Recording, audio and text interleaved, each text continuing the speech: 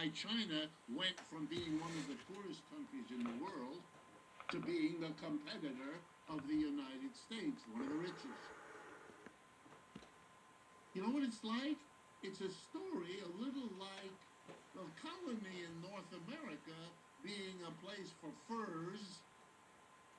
Really, and it's that old adage that if you don't like the message, please don't take your anger out on the messenger. I am going to be describing to you as best I can what the situation is with the United States' economic system, which has a name. It's called capitalism. And it is, to give you a hint of where we're going, it is a system in very deep doo-doo. It is in the greatest difficulty that I have ever seen in my life, and you can tell from my white hair that I've been around a while. I never expected to see what I am experiencing. And I imagine for many of you it is the same, unless you are committed to something my psychotherapist wife explains to me as the problem of denial. Not a river in Egypt, but an inability to confront what it is that's going on, because it's frightening. It's a very human thing to do. It's like a little child who puts his or her hands in front of her face when there's a scary dog in the neighborhood, because she still imagines at age 3 that if you don't see it, it isn't there. And if you don't see what's going on around us, then perhaps it isn't there, and that is something which our political leaders and our cultural leaders and our economic leaders, that's one thing they all have in common with very few exceptions, namely a commitment to denial. So my presentation today is going to try to break through all the mechanisms of denial that surround us in order to tell you what I think is going on. I'm not infallible. I make mistakes like everybody else. But this is the fruit of a lifetime of observing U.S. capitalism, which I was born in the United States in Youngstown, Ohio. I've lived and worked here all my life. I have never seen anything like the situation we are in now. And to give you the framework and then jump in, I think that the history of the world is a sequence with interruptions, but a sequence of empires. The Greek, the Roman, the Persian, the Egyptian, the Chinese, I mean, I could go on. And they all have something in common. They are born usually out of the demise of another empire. They evolve and change over a period of time, running from a few decades to a few centuries, and then they die. They pass away. The most recent one, perhaps the most and best studied, was the British Empire, which, depending on how you want to count, goes from around the 16th century to the end of the 19th, more or less. So 3 or 4 centuries, depending on how you count. And out of the disintegration of the British Empire, literally punctuated by the war, the Independence War that swirled around Boston, right where you are, a part of that empire broke away. And in an important lesson, the empire denied that this was building, even though it was building across the entirety of the 18th century. Denied it. And then in 1776, the denial blew up in its face as the colonists here in this part of the British Empire, by the way, a relatively small, relatively unimportant part of the empire, wanted its independence. And a war was fought which, to the surprise and chagrin of the British Empire and George III sitting on his throne in England, the British lost. Not to be forgetful, let me remind you that in 1812, they tried again, and they lost again. And with that, set in motion the disintegration of the British Empire, which ended in World War I. Out of it emerged the American Empire. American capitalism across the 19th century resolved certain key internal contradictions, holding them back, most notably the bizarre coexistence in this country of a capitalist Northeast and Midwest and a slave South. That was resolved by the willful destruction of slavery by the capitalists.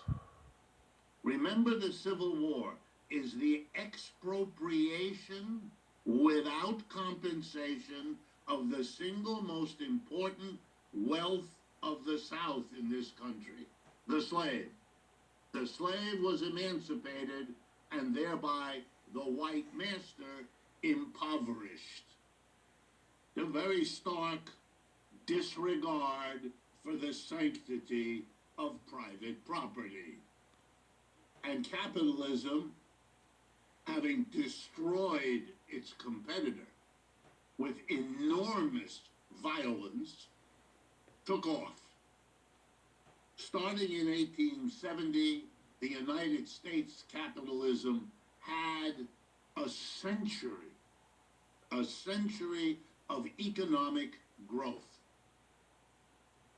The most amazing thing is, if you look at the statistics, crude as they are, especially in the early years, the United States grew uninterruptedly for that century, for roughly 1870s to the 1970s. Every decade, real wages of workers were higher than the decade before, even across the Great Depression. Profits grew even faster.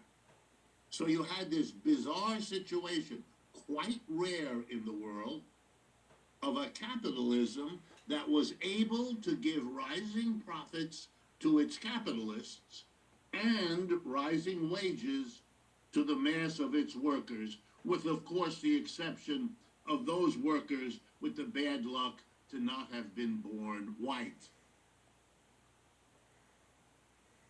Very important that they sink in. Why? Because if you do something like this, if you have a century of economic growth under an economic system like capitalism, it isn't so surprising that you think of the United States as exceptional, because in that regard, it was. If you're religious, perhaps you think God likes Americans better than he or she likes other people. If you're not religious, you will attribute it to who knows what. Entrepreneurship, my professors used to like to say. Whatever in the world that's supposed to be. But it was exceptional. And Americans, whatever their other orientations, took on the notion that we live in an exceptional place, and they then really ran with that ball and began to imagine that this exceptionality was somehow inherent, and so it would last forever. It was upward and onward, the American economy, and it would carry our culture around the world to become the world's culture. Our political system would be the model.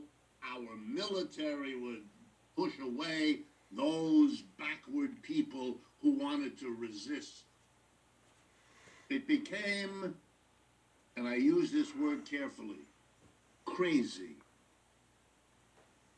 And of course, when the signs began to emerge that this empire, The United States empire, after 100-year rise up, was beginning to show the signs of decline, of peaking, of breaking. It's not surprising that the leaders of such a system with such a history would be deep into denying what had happened, not seeing what was exploding around them. Over the last few days, Americans have been confronted yet again with the level of violence committed every day somewhere in this country by the police against the citizens. And again, there are people who want to blame it on this or that particular policeman or woman, who will not see that this is a social phenomena. It has been going on for a long time, and it is getting worse. It's the same issue. It's the same denial. Okay, what exactly is being denied? Let's begin, and I apologize, I'm going to begin with economics, but that is what I know best, and that is what I have studied all my life.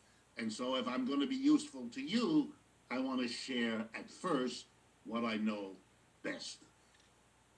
Over the last 40 years, roughly 1980 to now, we have seen, and all economists of all political persuasions understand this and see it. We all use basically the same numbers, and with a few exceptions, of course, always we come to the same conclusion.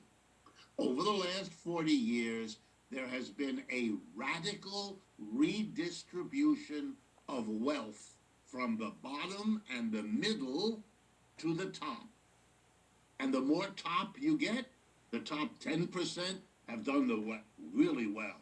The top 5%, even better. The top 1%, even better than that. And the top 1/10 of 1%, the best of all.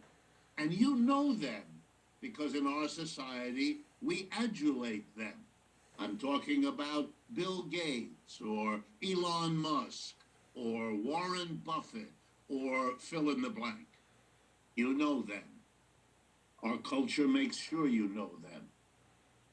They became much richer. The top 10% became richer. All across those 40 years. This was partly because, very important that you understand this, it was partly because we changed the tax laws in this country. We relieved taxes from corporations and the rich, and we switched them onto the middle and bottom. It was done by Republicans. It was done by Democrats. It didn't matter who was in the White House or who was controlling the houses of the Congress. The Democrats did it a little less quickly. The Republicans were a bit more intense. Speed varied. Content did not. Even more important than the changes in taxes was the phenomena of the relationship between capital and labor. That is, corporations and business on the one hand, and the mass of people, employees, on the other. As I've told you, real wages went up for a century, 1870s, 1970. Why 1970 do I pick that? Now I can tell you, because that's when real wages in America stopped rising. Absolutely epoch-making change. What is a real wage? It's the amount of money you get adjusted for the prices you pay. So, for example, if your wages go up 10%, you might feel good, but if all the prices you have to pay went up by 10%, you're no better off with a 10% bigger money wage than you were without it, because the prices have adjusted. We all know that in economics, so we don't use money wages, we use what's called real wages. Wages understood in terms of what it can afford you to buy. Goods, services, food, clothing, shelter, entertainment, education, medical care, whatever. Real wages rose. In other words, the money wages workers had from 1870 to 1970 rose more than the prices did. So they really got more stuff that they could afford to buy. In the 1970s, that stopped, and it has never resumed. We, the American working class today, earns, in terms of what it can afford to buy, the average American worker earns now what he or she did in 1978. Try to wrap your head around no more real wage increase. For a country that had enjoyed steady real wage rises for a century, this is a traumatic event. How is it handled in the United States? Denial. I won't embarrass you by asking how many of you know what I just said to be the case. How many of you have dwelt in your mind on what it might do to a population used to a rising wage when it is no longer available? There was no discussion at the time or since. No debate in this country. What do we do about all of this? The closest you got were vague gestures in which somebody says, gee, the middle class seems to be fading away. As if this were, I don't know, some sort of cosmic effect. Or maybe the result of sunspots, or allergies, or who knows what. But an analysis, either of why it happened or of what its consequences were, no, nothing serious. Well, let me tell you what some of the results were. Number one, by far the most important socially, the women of the United States left the home where they had been sequestered for the earlier parts of American history and had to go out and do wage labor en masse. The only ones who had been doing that beforehand were black and brown women. They'd long been doing it because they had to. And the poorest among the whites. But now suddenly, all women, all the wives and mothers had to go out. There was no other way to sustain the fantasy of growth, of the American dream, of what had been experienced in the previous century. The second most important effect, Americans began to realize that the only way they could participate in further growth of consumption, the way they had been led to believe was somehow inherent in the American experience, besides sending their wives out to work, besides following a career as a worker in a factory, you could now go back to work and be a greeter at Walmart's. That you could borrow money. In the 1970s, the banks of the United States decided that the consumer, to whom they had never lent money before, they would now lend money to. In other words, the credit card, which until then had been American Express in the hands of rich people and businessmen, would now become socialized. Everybody's wallet would be crammed full of plastic cards. Live off them. And so the American working class, from around the 1970s to the present, accumulated debt. We are a debt-ridden society in a way we never were before.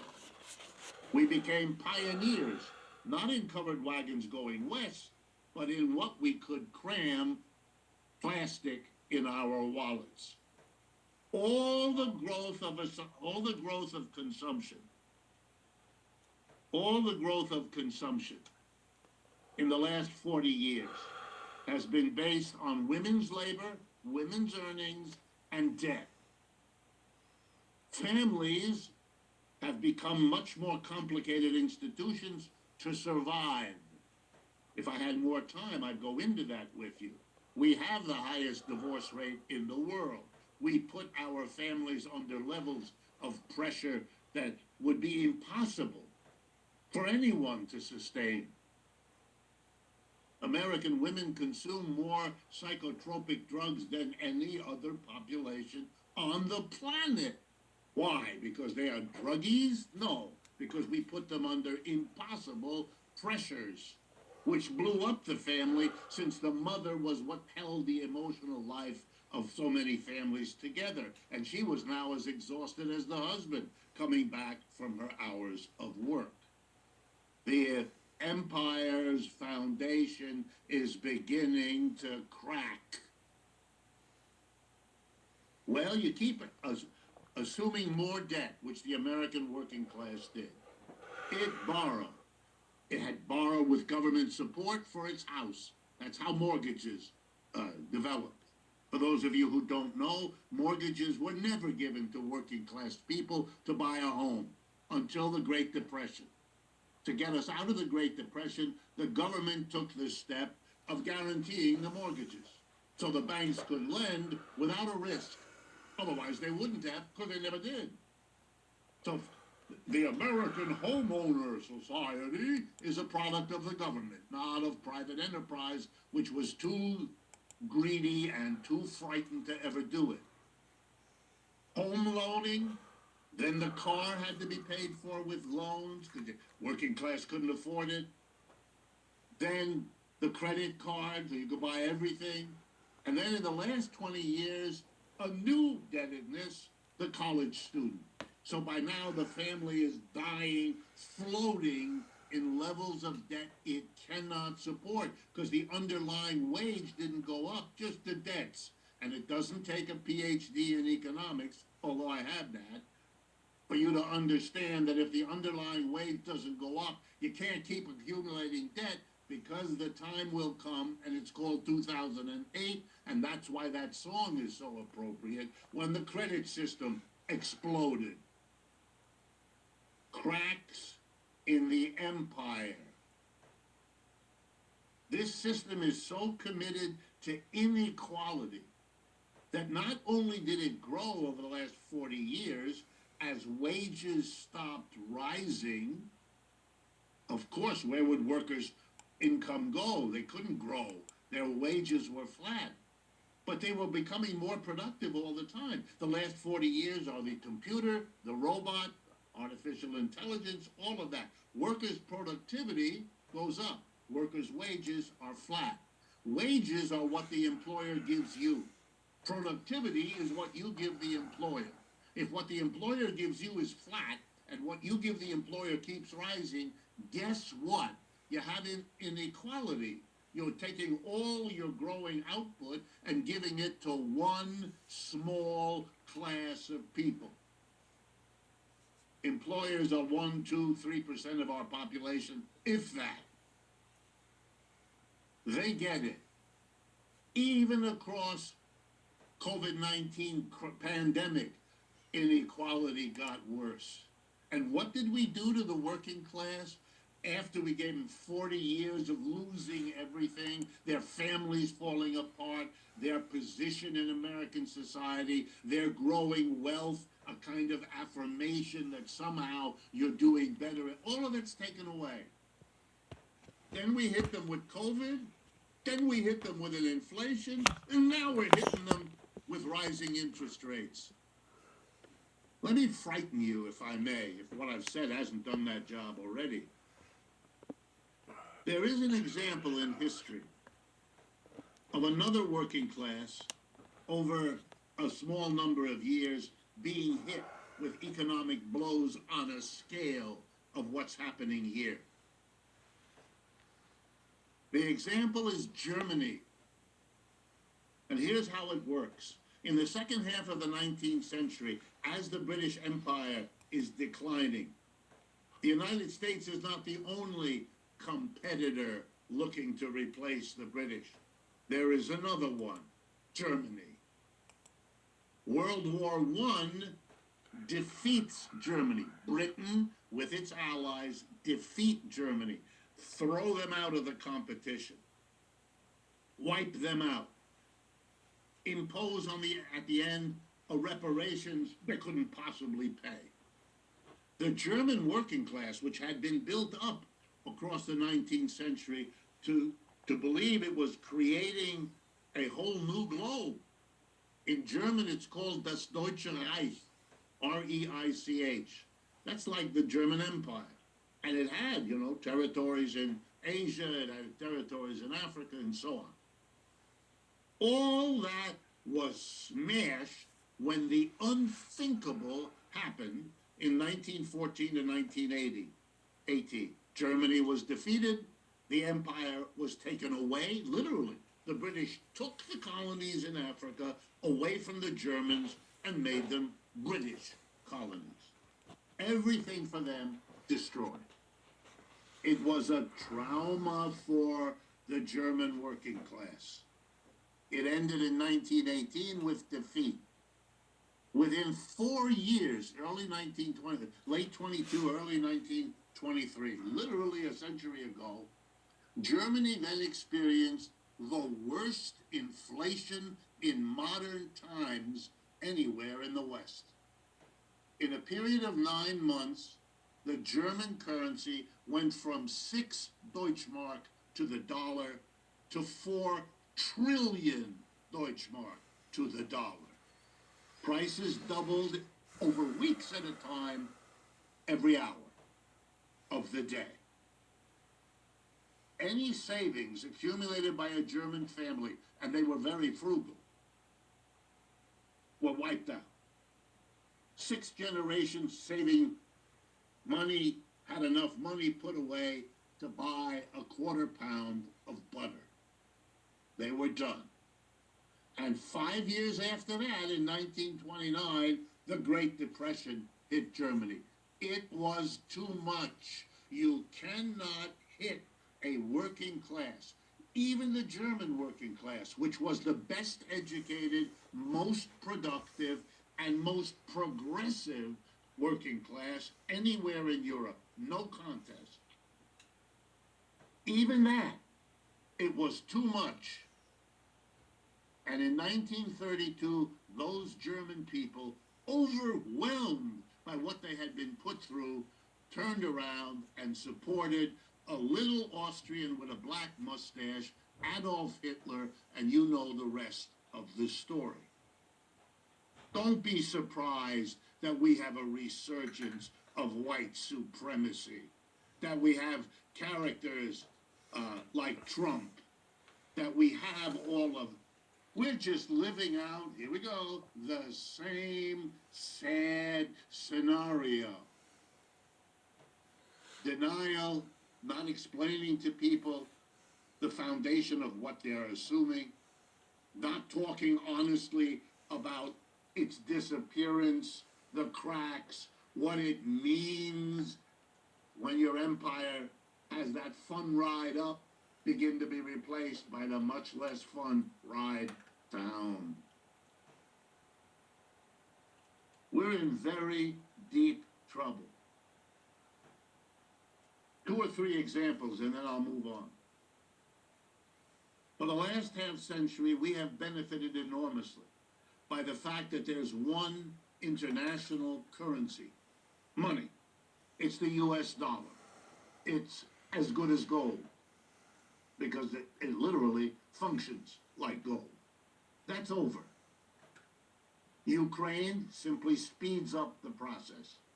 China, Russia, now Saudi Arabia, Iran, Venezuela, and many more countries are signing up for another international currency, and it shouldn't come as a big surprise whose currency that is.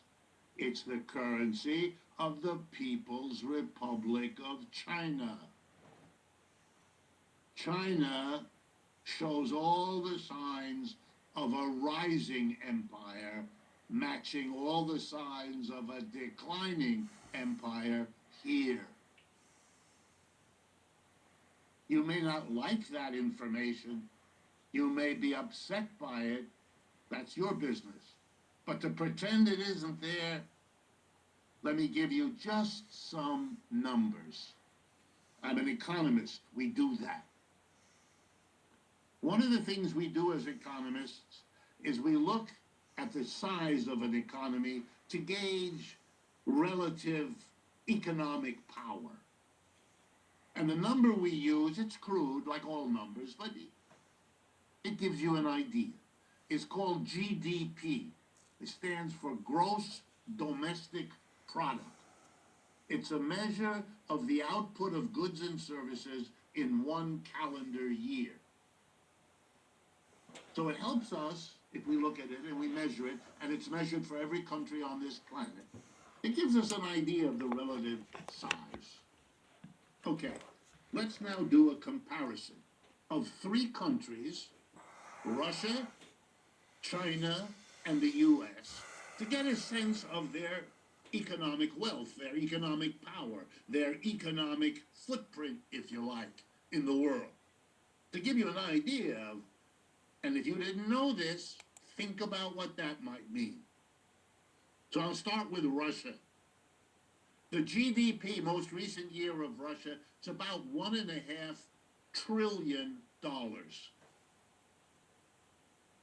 The GDP of the United States last year was $21 trillion.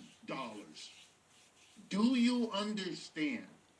Russia has never been, and is not now, anything like a serious economic competitor of the United States. It never was. It never came close. It may have had some nuclear weapons to worry about. It may have had political influence, but as an economic unit, only people systematically denied the simple statistic I just gave you could believe that. Russia has $1.5 trillion GDP. The United States alone, 21. You know who has a bigger economic footprint than Russia?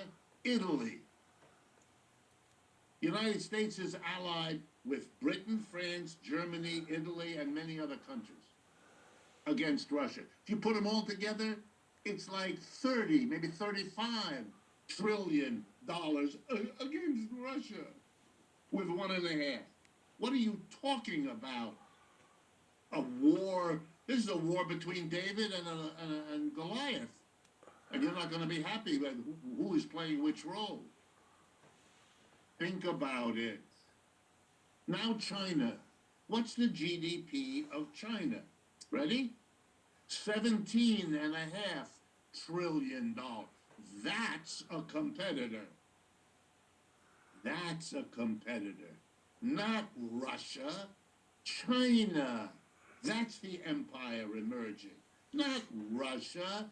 China. And why? Easy. Easy to explain.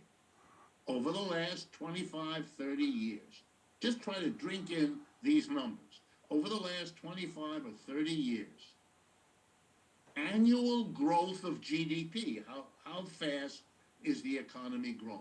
Here in the United States, 2%. Maybe slightly more, 2.3%, somewhere in there. Let's be generous, 2 to 3%. US, average annual growth. China, average annual growth, 6 to 9%. End of conversation. That's why China went from being one of the poorest countries in the world to being the competitor of the United States, one of the richest. You know what it's like?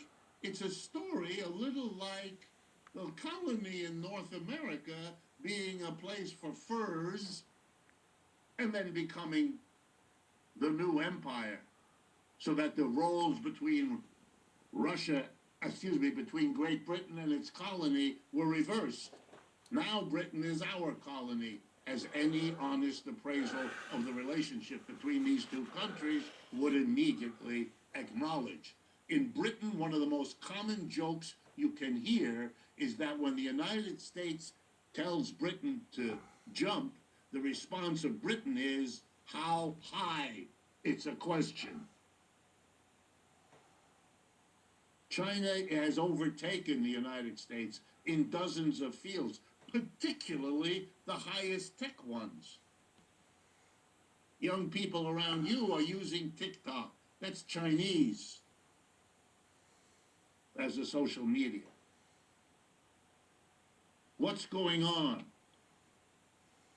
The United States doesn't know what to do. Having not learned the lessons, having not understood what denial means, for a long time, they denied.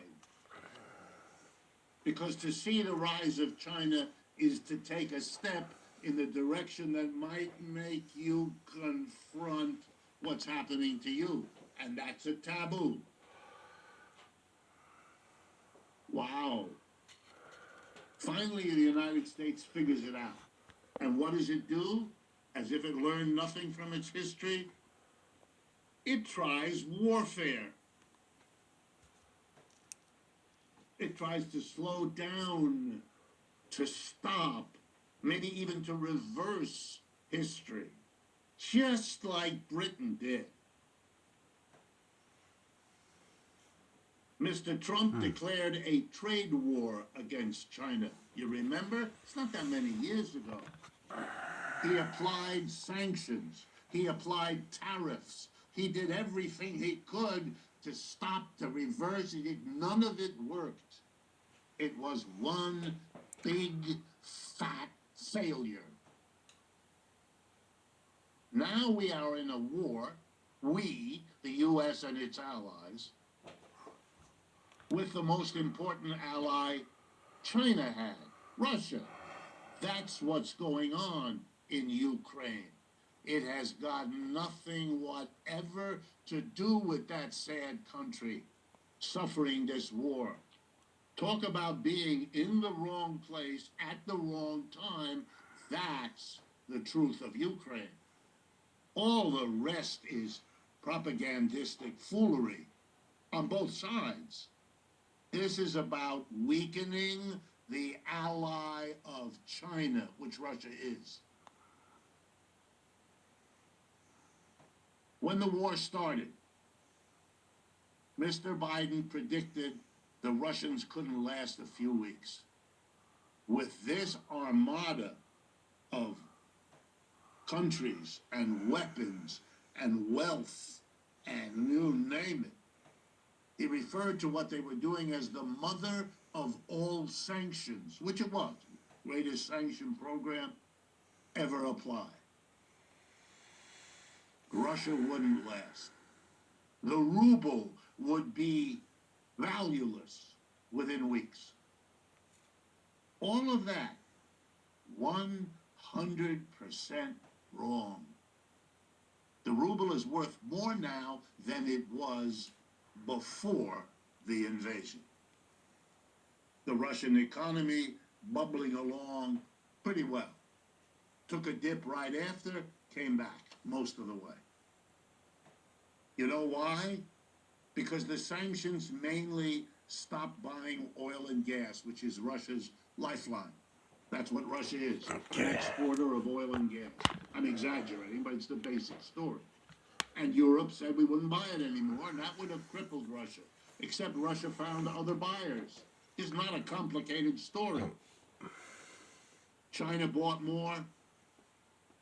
India bought tons more. Saudi Arabia is reorganizing its economy. Pakistan is making important agreements with the Chinese and the Russians. On the world isn't Guess what? Controlled by the United States. It's over.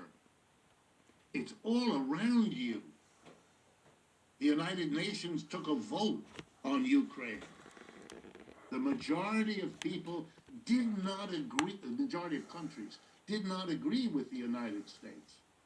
They either voted on the side of Russia or they abstained. They refused to participate. It's over. But you live in an environment which needs to deny it. The divisions in our society become worse with each passing day because they're grounded in a reality that isn't changing. Inequality, as I'm speaking to you, is continuing to get worse. Corporations are working as hard as they ever did to pay no taxes. The mass of people are suffering on a scale that is unspeakable. The inflation we're still have. Prices are going up roughly twice as fast as wages. That's a destruction of the working class. Prices are going up twice the rate of wages. This is impossible. You can't do this without explosions. Now, the explosions are happening in our country, but they're not happening out of an understanding of what I've just told you. Just think about how much of what I've just told you is relatively new for you. And you're open to it. You think about these things. That's why you have something to do with the community church in Boston, of course. That's why you invite people like me. I get that, and I appreciate it. But for most Americans, no foundation like has been provided. Not in the school, not in the media, not from the political leadership, nowhere. And not from the churches either, in general. So they explode how? By taking it out on one another. Crime, bitterness, resentment, a politics of scapegoating. I mean, how else explain preposterous notions that become serious? This is a country, United States, of 325, 30 million people. The biggest estimate I've ever seen of undocumented immigrants in our country says 10 million. Okay. There's no way 10 million of the poorest people there are, immigrants from Central America, are the cause of the difficulties of a capitalist economy of 330 million people. That's silly. That's on a level, that an elementary school kindergarten kid wouldn't come up with something as off the chart as that. But we have serious politicians pandering to the political notion that we have a serious problem at our borders. Actually, we do. If you talk to corporate executives, as I do, the biggest problem for the last 6 months, guess what? It's called, ready? Labor shortage. Gee, you know how we're going to solve that? By bringing in immigrants, which is what they want. They don't know how to do it politically yet. They're working on that. But the politicians still have the upper hand. It's a wonderful way to pander to a desperate political mass. Elect me and I will build a wall so they can't come in. What? What? That's so nonsensical. By the way, it never works. But besides that, it's nonsensical. It just shows you. Or to be angry at black and brown people, as if they're your problem. What are you doing? What is this craziness? You're desperate. I understand that. You've been suffering. You have. You have a right to be angry and upset, no question. You do. You have been screwed in this system, having been led to believe by those 100 years that the opposite was waiting in store for you. Instead, you're being slapped and whacked and deprived with no end in sight. I teach at the university. I'm surrounded all the time with people in 18, 19, into their 20s. They are not happy, this generation. They don't see good jobs. They don't see good futures. They don't see any of it. They were led by their parents and this culture to expect what they now know they're not going to get. And they want some answers too.